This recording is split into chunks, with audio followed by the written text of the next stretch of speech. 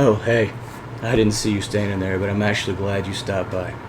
Let me introduce myself. My name is Rich, and I am the owner and the curator of XtremeBows, LLC. Pretty much for the past few months, a gentleman you may know by the alias Darren Orza has been performing acts of defamation through hypocrisy and deceitfulness. He's pretty much claiming that certain designs that XtremeBows is selling is his. I'm aware of the comments that are floating around. However, I was informed by my legal team when I was submitting the patents to pretty much refrain from responding to them. The reason being is we were in the process of collecting evidence to file a defamation and harassment charge against the defendant, whose alias is to be known as Darren Orza. After speaking to my legal team, we believe we have collected enough evidence to move forward in that department. And pretty much with that being said, I'm able to tell my side of the story, which I'm actually surprised nobody has asked for. So, Darren, it's my turn, buddy. First off, let's meet the man in question. Darren Orza was born Darren Frank in Edmonton, Alberta, Canada.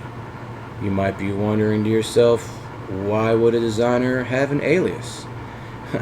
Well, that's because this isn't the first time Mr. Frank has cried wolf in this particular niche, in this particular fashion, which has resulted in Mr. Frank changing his name.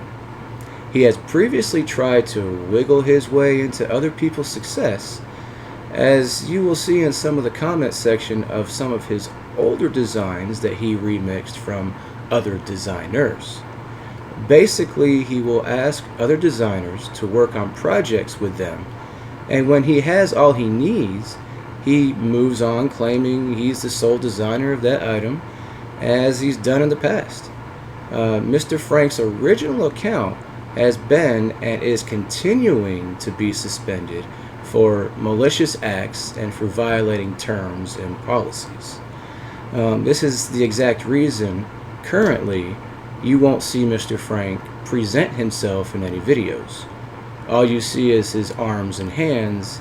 He does this to pretty much hide his identity, which is pretty much subjective to change now that I'm releasing this content. Let's dig a little deeper, shall we? Some of you have seen the media Mr. Frank has posted via his account picture and other ad pictures he has listed. All of this media has been stolen from me, as I will show you now. For instance, here is the Facebook profile picture Mr. Frank is currently using. If you go into my Canvas account, you can see I designed this media 6 months ago, along with a lot of other media he has posted across many different platforms, including, but not limited to, his Cults 3D account, where he pretty much stores all of his designs, thus proving Mr. Frank's agility to ignoring copyright infringements.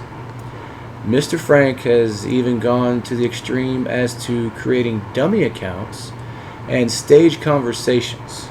For instance, I had a customer buy an XB3 from me. I made the mistake of posting a thank you on social media to the customer who bought the item. Mr. Frank then proceeded to create a fake dummy account using the same name of my customer and had a conversation pretty much with himself, committing defamation. He would then take a screenshot and share with others, saying that I'm pretty much scamming people. I mean, come on, Darren. I've met some low people in my day, but this one takes the cake, my friend. Moving on to the backstory of how it all started. I met Mr. Frank around 8 months ago in a social media group that specializes in handmade crossbows. I saw he had a crossbow listed as his own, which sparked immediate interest, as I too love to design and create from the same niche. Unbeknown to me at the time, I was not aware Mr. Frank's first crossbow he listed was actually stolen from another designer. Mr. Frank then remixed the design by adding additional files that were not his. Without knowing any of this, I befriended Mr. Frank. I invited him to my Discord server called The Studio, where I do all of my designing and collaboration. This Discord server is a place for like-minded people to hang out and chat. Within my Discord server, there is a function called voice chat. Anyone in the server can join voice chat, and it serves as a way for members to chat via voice, stream themselves on camera, and screen share their work, as I often did. Mr. Frank spent 6 months in my server, most of the time using the voice chat feature. Myself, Mr. Frank, and several other members spent many nights in voice chat talking amongst ourselves, which included Mr. Frank and I talking about crossbows. As a matter of fact, I have roughly 9,000 messages shared in the course of 6 months between Mr. Frank and myself, all neatly cataloged and dated. I do have several witness statements as well from members that were in voice chat that will describe in detail that Mr. Frank is not the owner of the designs in which XtremeBows sells. Within the 6 months of Mr. Frank's attending my voice chat sessions, he had gotten what he needed to start digging this rabbit hole, claiming he owns the designs, not knowing how far down the rabbit hole goes. So immediately after Mr. Frank got all the information he needed, he then began to message me personally, threatening me if I did not stop selling the crossbows. And just when you think Mr. Frank can't get any lower, he then proceeds to talk ill about my wife. I'd imagine it was some pathetic attempt to try to get under my skin, which failed hilariously.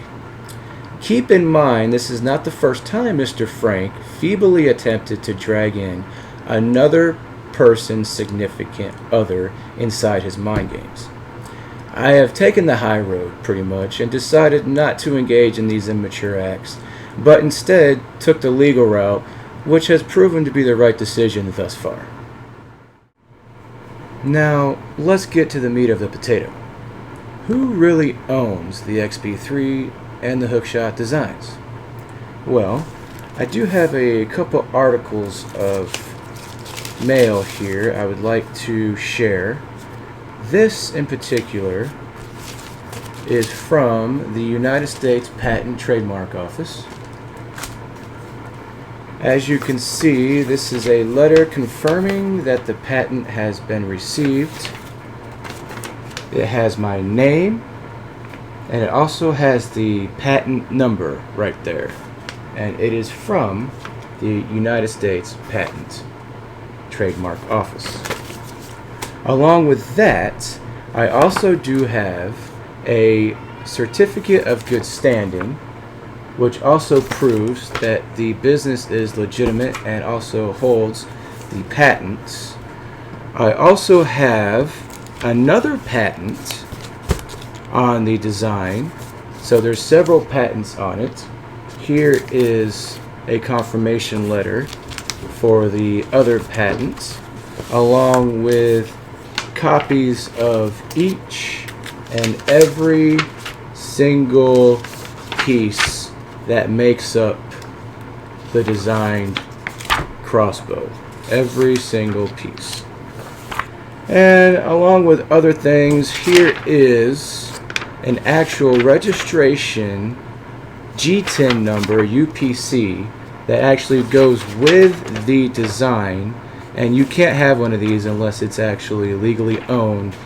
Here is a snippet of an email that I received that confirms that I am able to advertise patent pending or patent confirmed. Here you will see the patentability design search report that was done to validate the patent approval.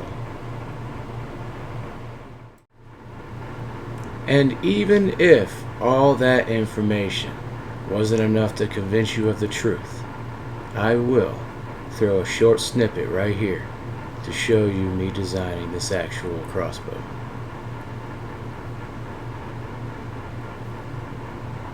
Pretty good, huh?